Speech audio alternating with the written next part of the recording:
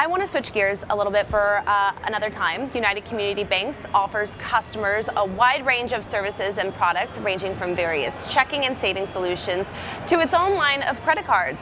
Rossman covers all things credit card and personal finance related as the senior industry analyst for Bankrate, and he is joining me now. Good morning. Hi, thanks for having me. Hey, Ted. So let's start by talking about, a topic that you cover very extensively, credit cards. Like many banks, United Community offers some cards with no annual fees and others with higher fees, right? So how should consumers decide what type of card is best for them and if it's worth an annual fee or not? The first consideration should be whether or not you carry a balance, and it's half and half in terms of cardholders who carry debt from month to month and cardholders who pay it off right away.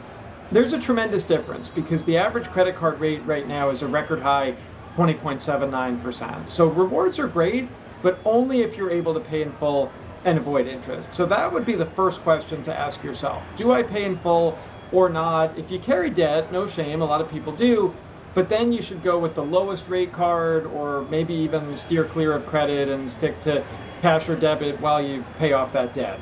Now, if you can pay in full, that's the fun stuff. That's when you start thinking about cash back versus travel. You want to consider how you spend your money because different cards emphasize different spending categories. Lean into your top spending categories and also consider something like a 2% no annual fee cash back card as a really solid foundation, because a lot of cards give 1% on many purchases and 3 or 4 or 5 or 6 on others. You want to have that solid foundation in place. And interest rates have remained high for over a year now. So from what you're seeing, how is this impacting card usage? And are more people having to pay interest on top of their balance each month, or what are you seeing? More people are carrying more debt for longer periods of time, unfortunately. So right now we see 50% of cardholders carrying debt from month to month. That's up 6 percentage points from January, and it's the highest we've seen since March of 2020. Another way to look at it is that 6 in 10 people with credit card debt have had it at least a year. That's up 10 percentage points from 3 years ago. There's a cumulative effect here to high inflation, high interest rates. These things kind of stack up. The minimum payment math is brutal. I mean, if you have the average credit card balance, which is about $6,300 according to TransUnion, if you make minimum payments at that average rate, close to 21%, you'll be in debt for 18 years and you'll pay $9,500 just in interest. So that brings us back to that huge difference between those who are using cards for rewards and convenience versus others who are using them as a very expensive financing tool. Yeah, unless you take out a card with a high balance, liquidate it with zero APR for the first year, and then pay it all off, and then just keep it aside until you need it for the next time, right? I love the 0% balance transfer idea. Yeah, that's a great tip for debt payoff. And speaking of interest rates, it's widely anticipated that the Fed will begin cutting rates later on this year in the fall. But how can consumers put themselves in the best position right now from a financial perspective? And are there any types of accounts that they should be looking to open right now? From a credit card standpoint, lower rates are not going to mean much because let's say the Fed cuts a quarter point or, let's say we get a full percentage point of cuts by the end of the year. Well, that would still put the average credit card rate close to 20%. Lower rates can definitely help the housing market. A lot of people think that a year from now we could be looking at 5.5% or 6% mortgage rates. I mean, that's a lot better than the 8% we were seeing on the 30-year fixed late last year. So housing will benefit from lower rates. Savers are going to start to see lower returns. It's going to be a gradual process. I still think it's a great time to sign up for a high yield savings account or let's say a 1-year CD. You can still get about 5.25% on that. The top yielding CDs have started to come down a little bit. A lot of them have cut by a quarter point or half a point. This is still the best environment for savers we've seen in about a decade. So it is a good time to lock in, especially if you want to build a CD ladder, maybe go out 1 to 5 years or something like that. Better to do it now than a year from now.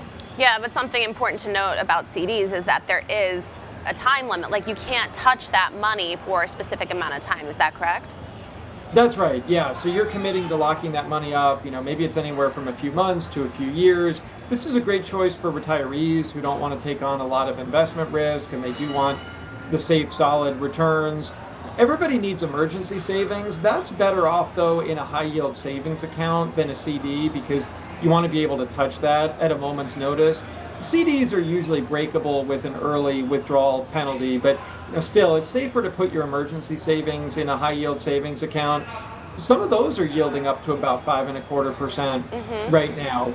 That's still quite elevated. Even if it started to come down a little bit, we don't expect a ton of movement on deposit rates until the Fed starts cutting. And even then, it could be a quarter point here, quarter point there. It's important to shop around though, because a lot of the big banks are offering next to nothing. It's often credit unions, community banks, online banks. They're often the ones who are competing on rates. Yeah, and inflation fell below 3% for the first time in over 3 years in July. So have you seen a widespread spending habit amongst consumers, and has that changed this summer? Yes, inflation's coming down, but a lot of consumers are not really feeling it just because of that cumulative effect. The fact that a collection of common household expenses costs about 20% more now than it did at the beginning of 2022. I think a lot of people expect lower inflation means that we're rolling the clock back to 2019 kind of prices. Instead, of course, lower inflation means prices are still growing, they're just growing more slowly. So that's contributing to a downbeat consumer, but the actual data has been more positive than sentiment. Sentiment's been lagging for a while. Actual data, though, is picking up. We actually just got the July retail sales figures. They were better than expected. E-commerce led the way.